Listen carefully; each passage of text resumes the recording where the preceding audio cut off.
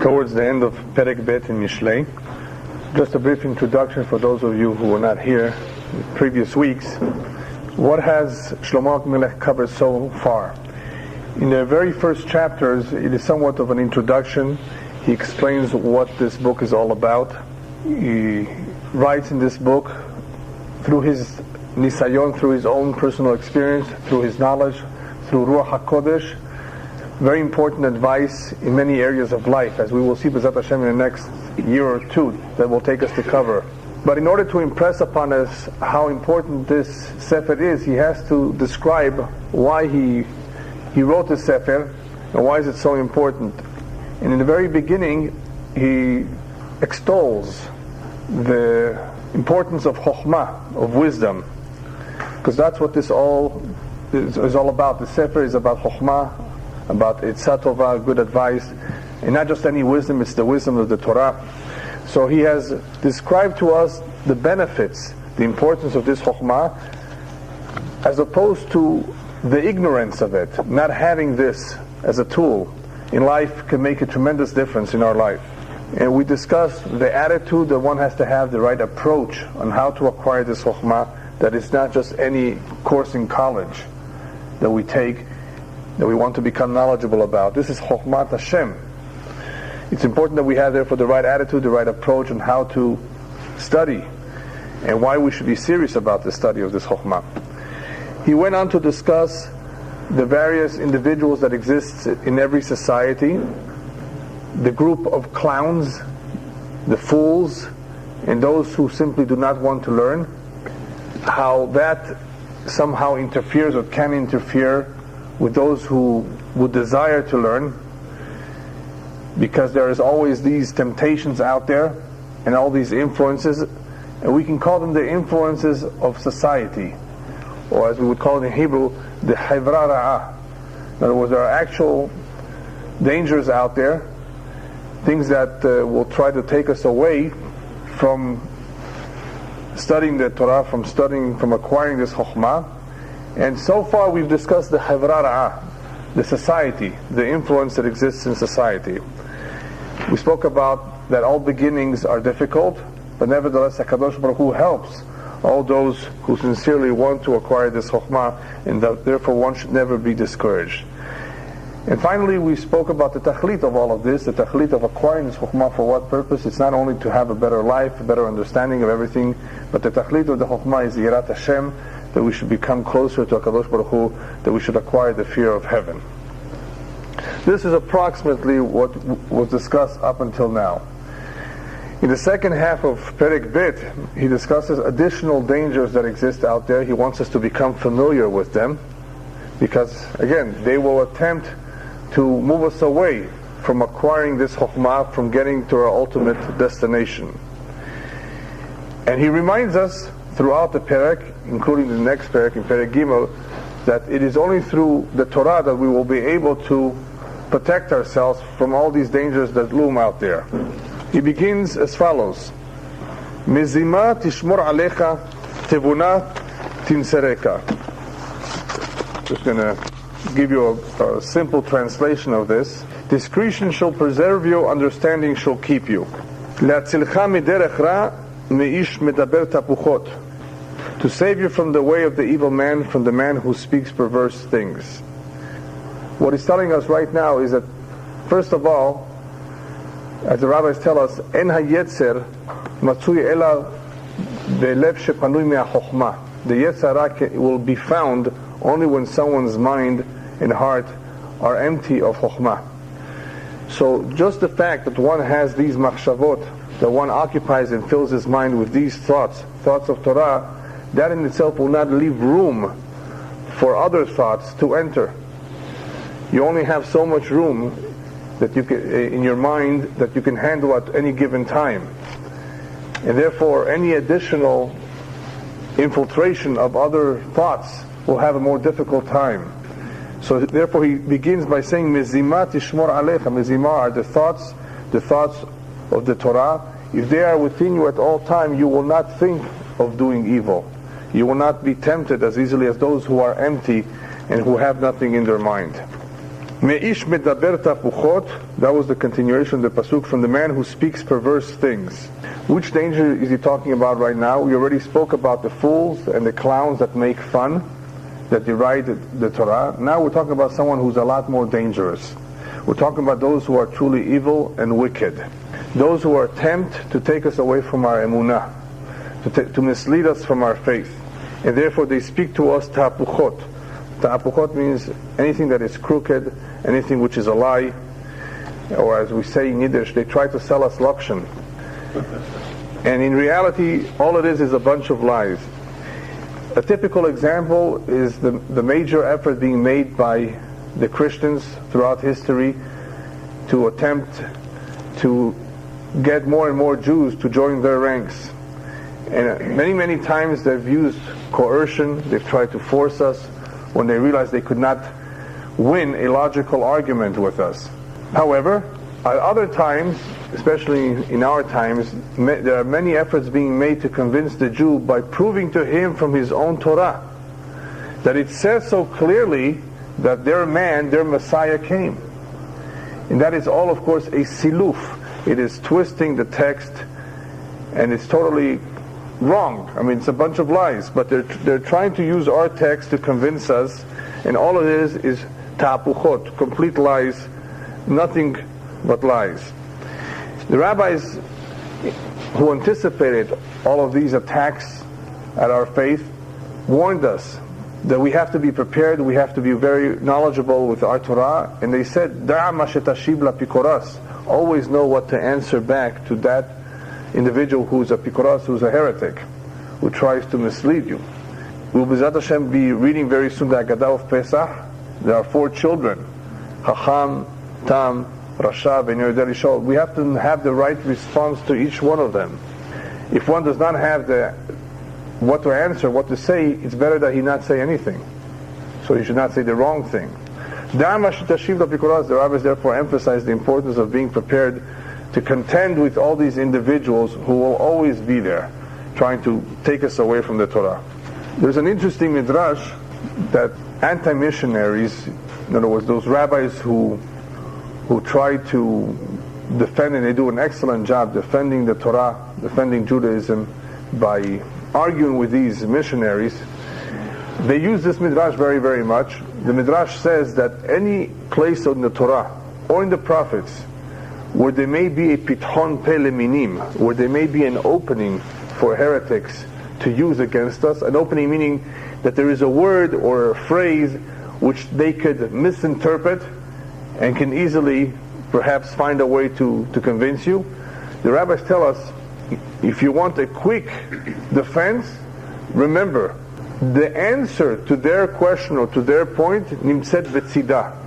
If they point to a verse which has an opening, in other words, which is can be subject to another interpretation, just remember, read on a little bit more, and you will find a complete answer or a clarification to this whole verse that may be a little bit obscure. In other words, don't give in just because they point out to something that appears to be, difficult to understand. And then Midrash gives some examples with some heretics approaching, I think it was Rav Simlai, and they said, Rav Simlai, how do you explain the plural of Elohim, that many gods, Halila, created the world? It says, Bereshit bara Elohim tashamayim ta'aret, Elohim is plural. And he tells them, wait a minute, does it say Bareu or does it say Bara? Does it say they created or does it say he created? It says Bara in the singular form. So you see? So don't tell me that it's talking about many gods, otherwise you would have to say they created. It says Bereshit bara, one. Bara Elohim et hashamayim. Why is Elohim plural? It's another idea behind that. But it says in the singular tense that it was only one who created the world. Same thing in the creation of man. It says Vayivra Elohim et ha'adam betzalmo. They asked him, wait a minute, it says Naseh Adam betzalmenu. Let us make the human being in our image. So he's talking in the plural. But in the end, when he makes him, what does it say? Vayivra Elohim. Vayivra in the singular. Who created? Only one creator. Hashem created.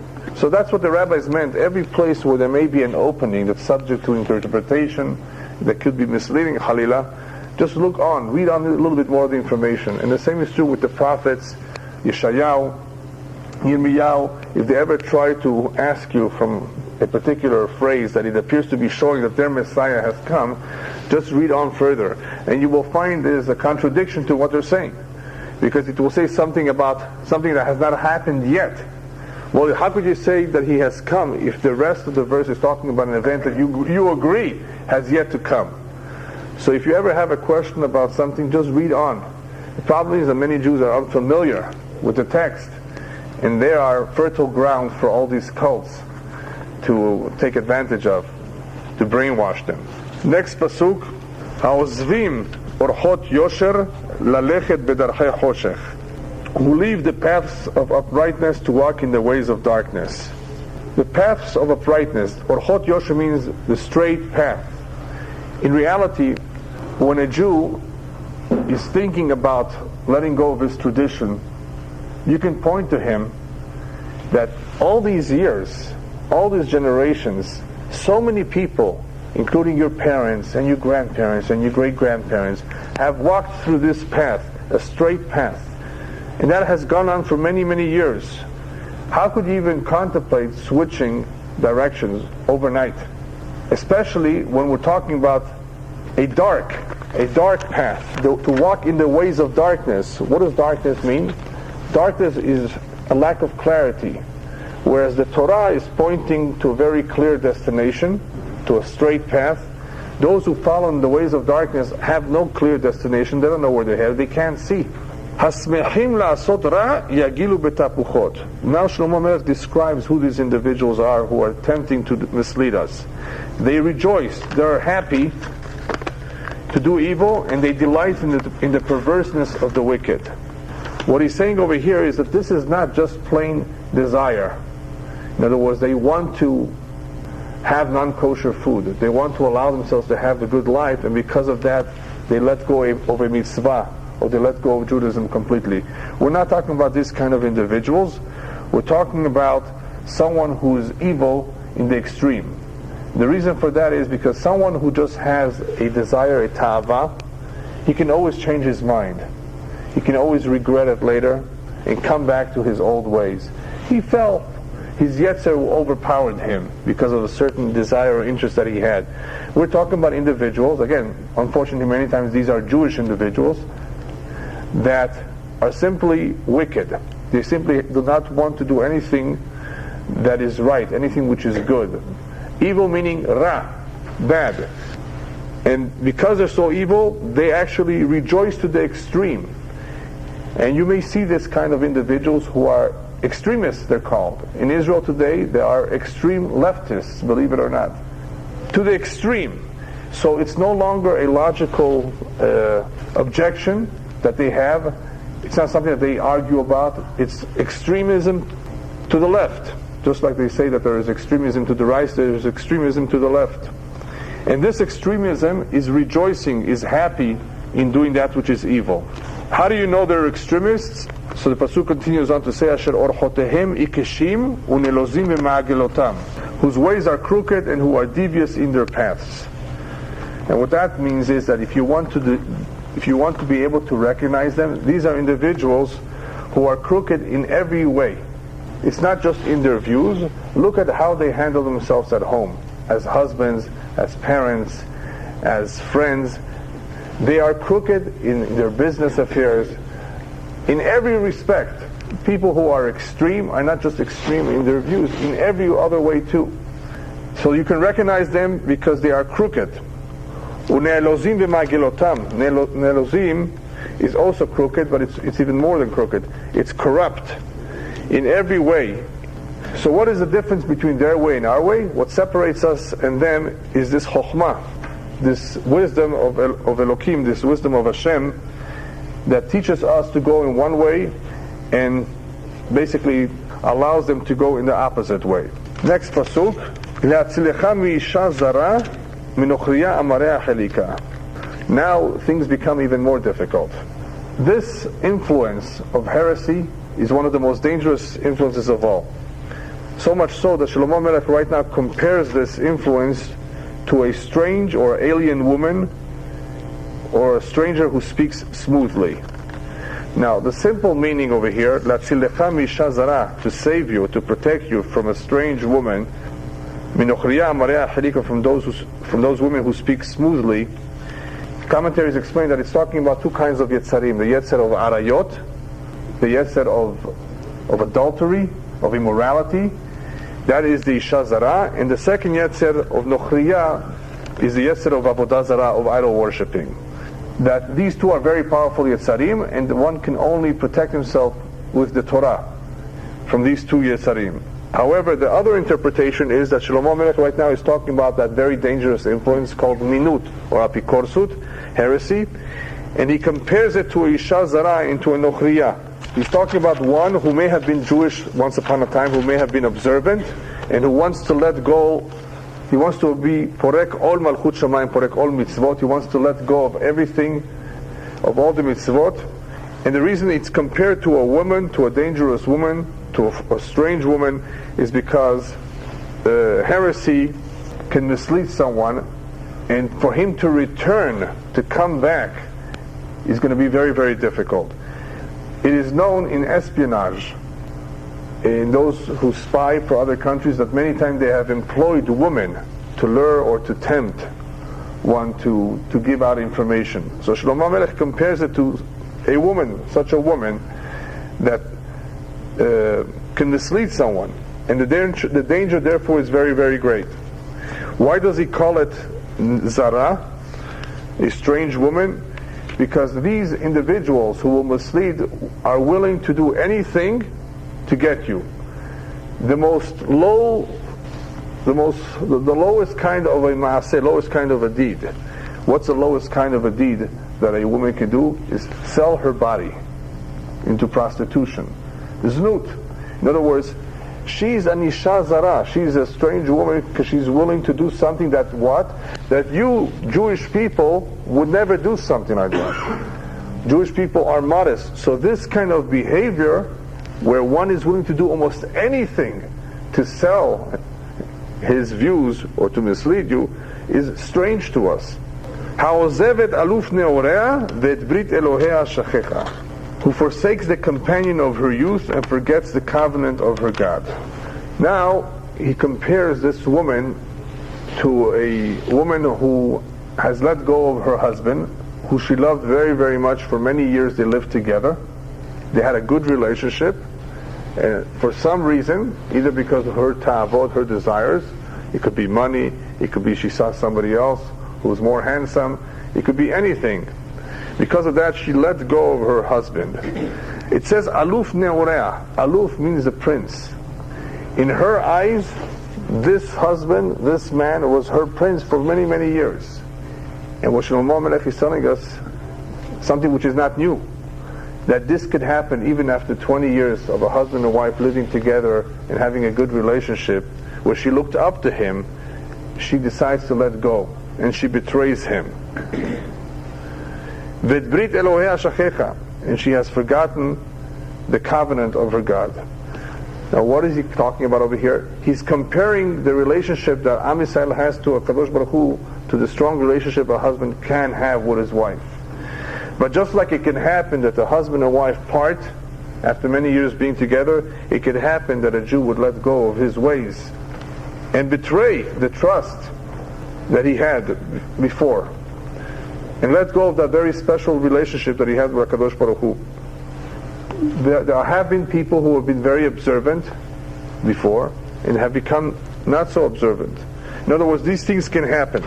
And it's a shame, because if one were to look at all the previous generation, how our forefathers, how they were so careful with the mitzvot, how they gave their lives for Judaism, how could one consider letting go? Now, this example of a woman betraying her husband being compared to a Jew letting go of his Torah and falling in love with something else is found in a slightly different language, different words in the book of Malachi Hanavi. Malachi discusses the opposite example, where a husband betrays his wife. And over there is also Bagdad, where you find the word treason. And what is Malachi talking about there? He's talking about a Jew marrying a non-Jew. That when a Jew marries a non-Jew, that in itself is also an act of treason. A b'gida. Letting go of one's faith, abandoning one's faith, is like a woman abandoning her husband. Marrying a goya is like a husband abandoning his wife. In other words, the same idea. A relationship that could have been once strong can fall apart. A Jew who could have been once observant can let go of his observance.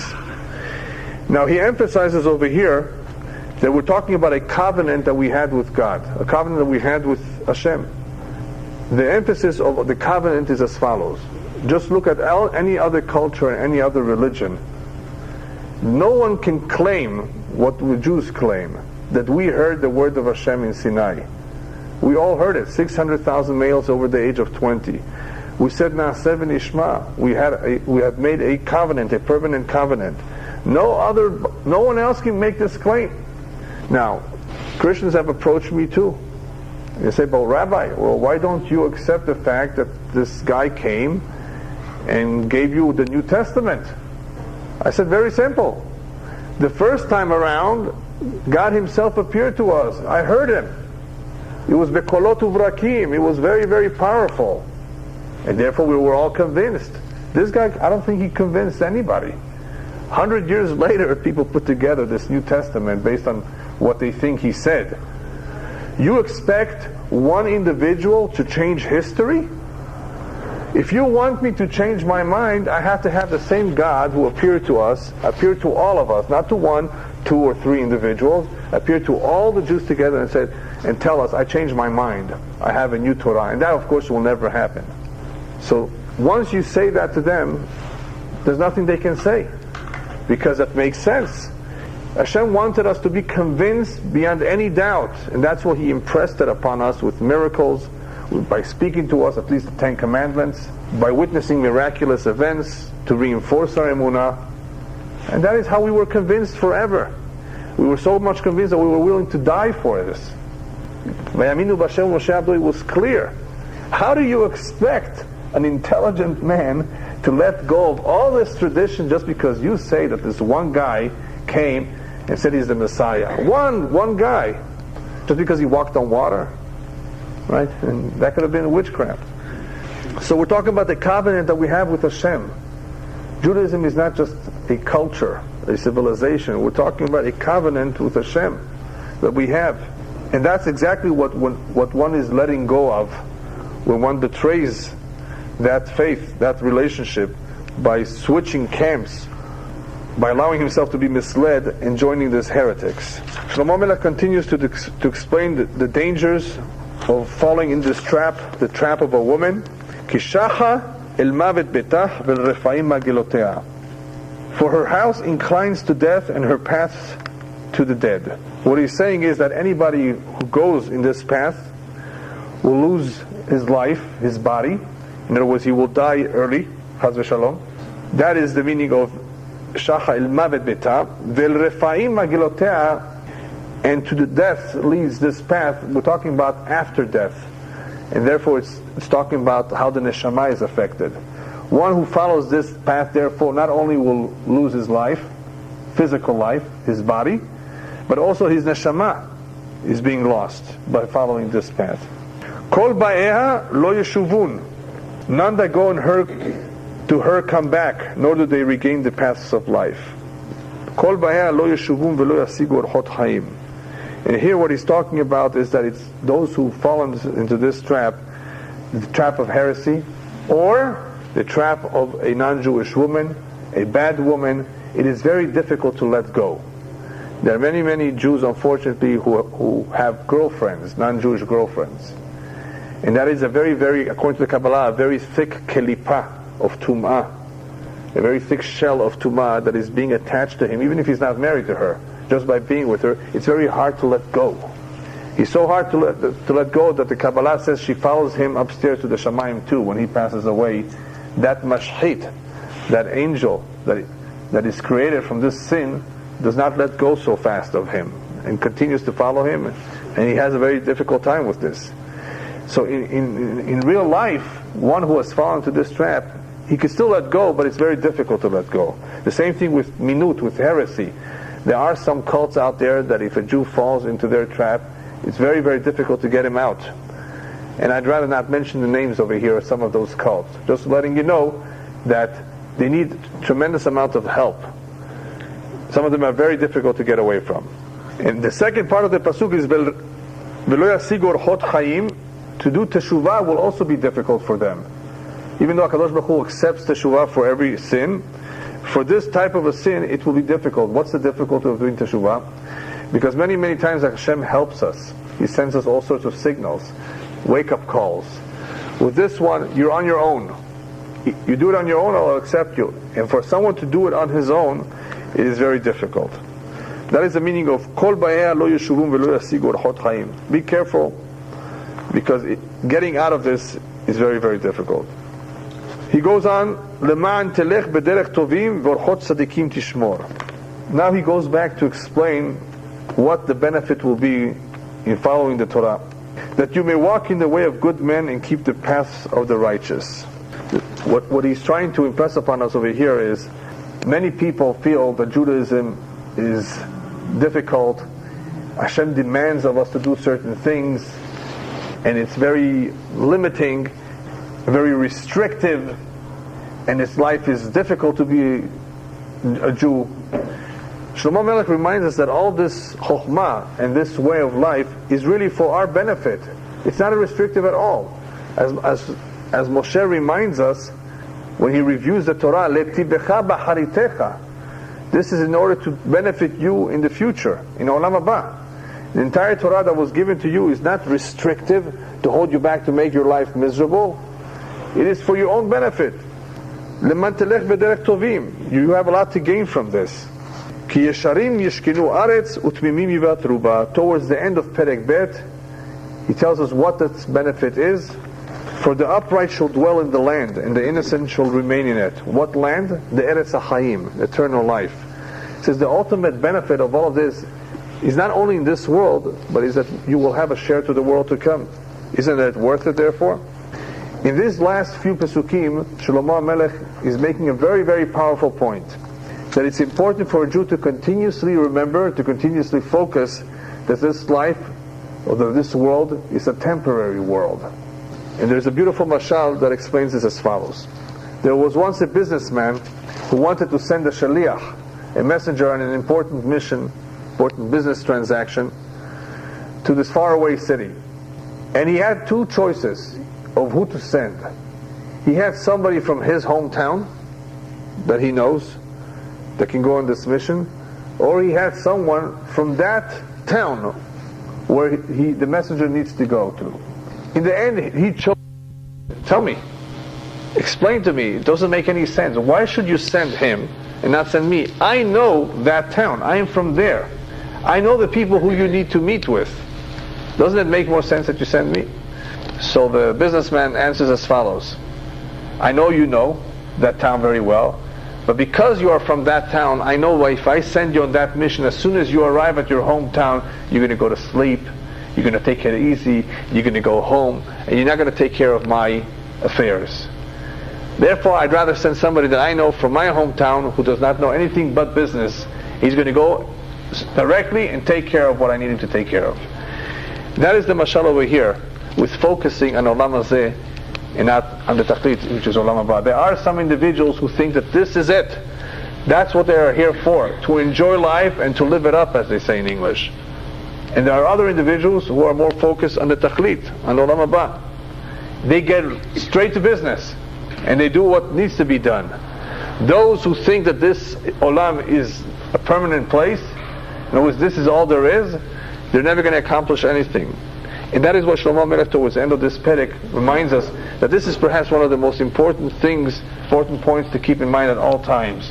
Remember to focus that this world is a temporary world. The rabbis talk about this point in many places in the Gemara and elsewhere, and how this Olam is like a prosdor, it's like a hallway.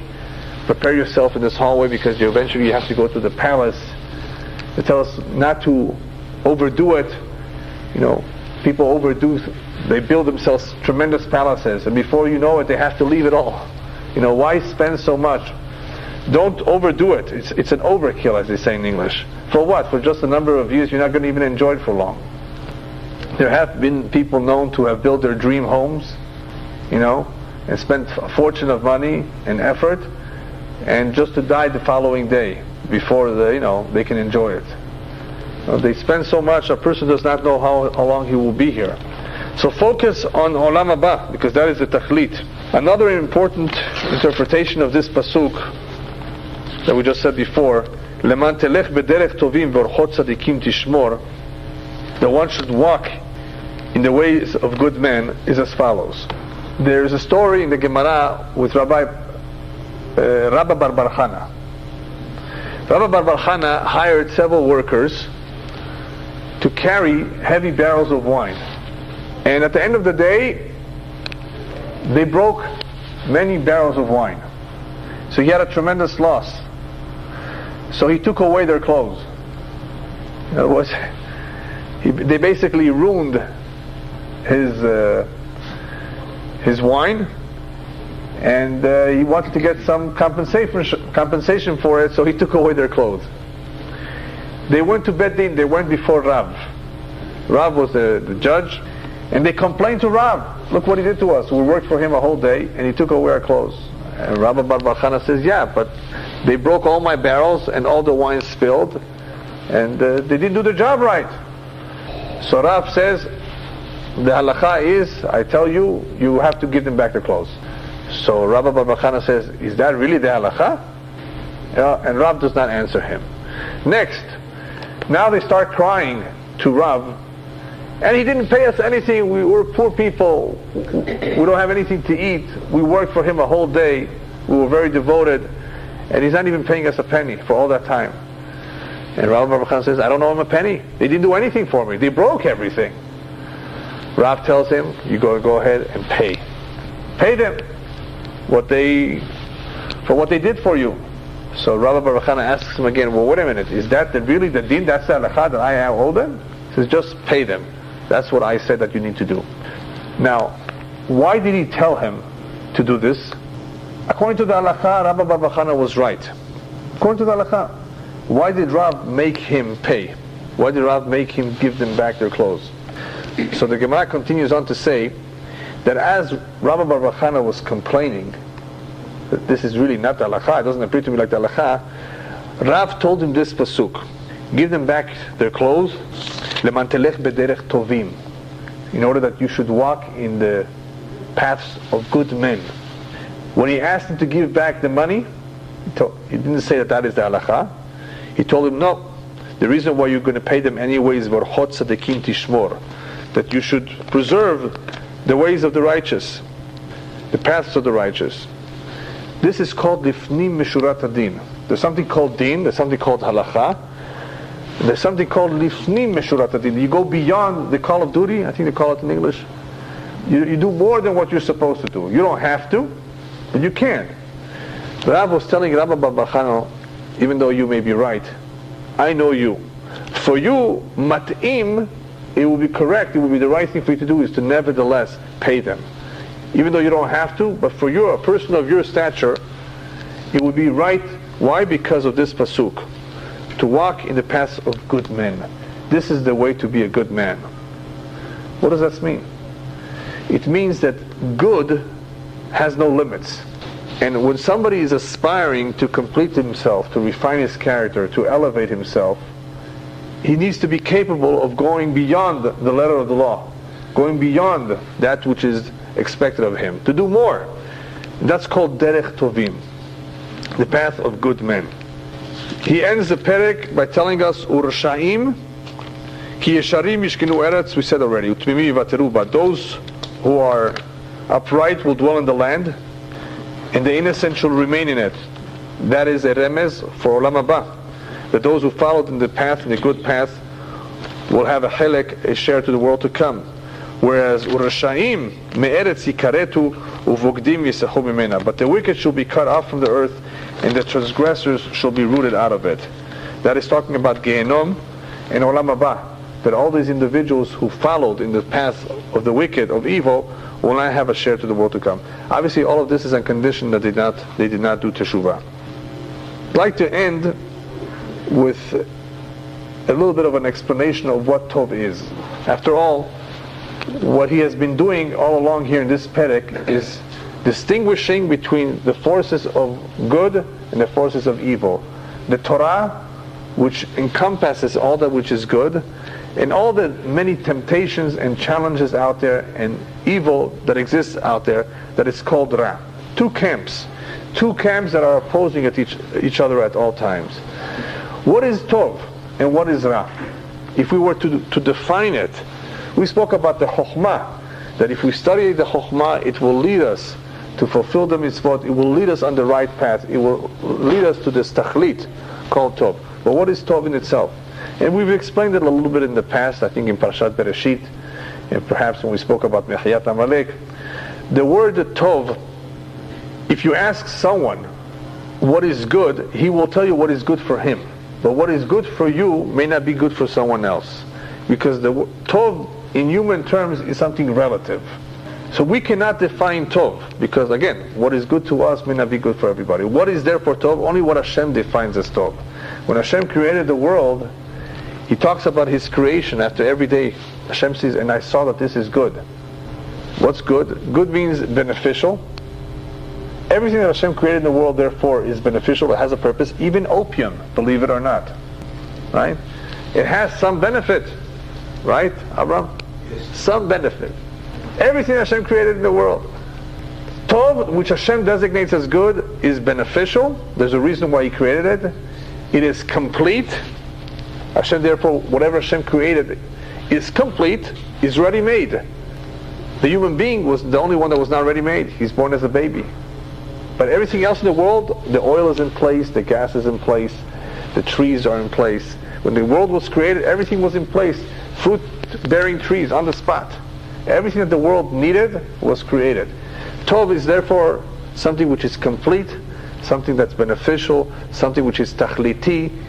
Tachliti means that it leads to a tachlit. There's a reason for it. Hashem designed it for a reason, for a purpose. That is what Tov is. Tov, according to the Kabbalah, is also the power to be meitiv, the power to do good with others. That which is naturally good has the ability or the desire to want to do good to others. Hashem is Tov. Hashem is all good. Hashem is complete. There's nothing lacking in it. And the nature of good is to want to do good. And the whole creation of the world is an act of love, an act of goodness to the world, to humanity. Therefore, anyone who is not meitiv, who does not do good unto others, only thinks of himself, is definitely far from being Tov, because the nature of good is to do good unto others. Now, because the Ra, the forces of evil, are just the opposite of good, exactly the opposite of that which is good. They want everything for themselves. They want to take away from that which is good. They are always at each other's throat. These are the two forces that Hashem created in the world in order to allow for free will. And because it is always trying to defeat that which is good, or to interfere with it, Rabbis tell us that anything which is Tov, tzarich shemira, needs to be protected. You need to take care of it. You need to watch over it. Because the forces of evil are very, very powerful, and they will always try to weaken that which is good. The only way that we can properly protect the Tov is through the Torah. And that is what Shlomo Melech was trying to do, is to impress upon us not only the importance of all this Chokhmah, the benefit that we'll have in this world, the benefit that is waiting for us in Olam Haba, but all the additional benefits of how it protects us. It insulates us from all the evil that's out there, from all the elements, from all the influences. As we've said in the past, that the Torah is a tavlin, it's an antidote for the Yetzer Hara. So people say, oh, it's difficult, I can't do it, I can't manage it, I don't have the time to learn. Even spending 15 minutes a day, it's a tremendous medicine. Take this medication, it's good, and it's a mitzvah, and it's powerful. It will put you on the right path. And that is, by the way, the only protection you have against all this evil, because as the Rambam points out, that human nature is to do that which society does. Human nature is to be influenced. If you take this man and put him in the street without any Torah, most individuals will follow what society does. The biggest proof is style. Something is style, everybody becomes a slave of that style. They're no longer creative. They no longer wear what they'd like to wear. They have to wear what somebody in Paris decided they should wear. And the women have a very difficult problem with this, much more than the men, because they have to change so much more often than men do. The men's style don't change so often.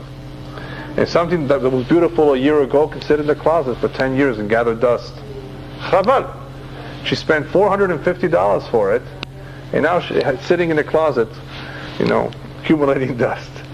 I still don't understand the logic, but that's the way the mind works. That people are very much affected by society. And in order to protect ourselves from all these elements, we have to have something more powerful. And that which is more powerful than anything else out there is the Torah. And last but not least, it may surprise some of you that there are very, very powerful forces out there that you may not have encountered yet, may not be aware of. One of them called kishuf, witchcraft, ayn hara, evil eye, demons, shadim, and the like. Real powerful forces of evil, not human in nature. And they exist, and they can be very, very difficult to deal with, to protect oneself from them. I'm not going to discuss this subject right now because it has nothing to do with Mishlei, but I just wanted to let you know that they exist out there. They have caused a lot of trouble. Witches have always been a problem, and witchcraft is something which is a big problem. Not only the witchcraft of Mitzrayim, but witchcraft in general. They have been known to cause a lot of harm to people. Whoever follows the Torah, learns the Torah, fulfills the Torah, is offered protection even against all these forces of evil. So for all the reasons that we just mentioned before, it is a good idea for one to protect himself with the Torah, to protect his home with the Torah, to protect his children with Torah. This is a tremendous benefit that he will receive in Olam Hazeh and Bezat Hashem in Olam Haba as well. Okay, so Bezat Hashem next week we'll begin with Perek Shlishi.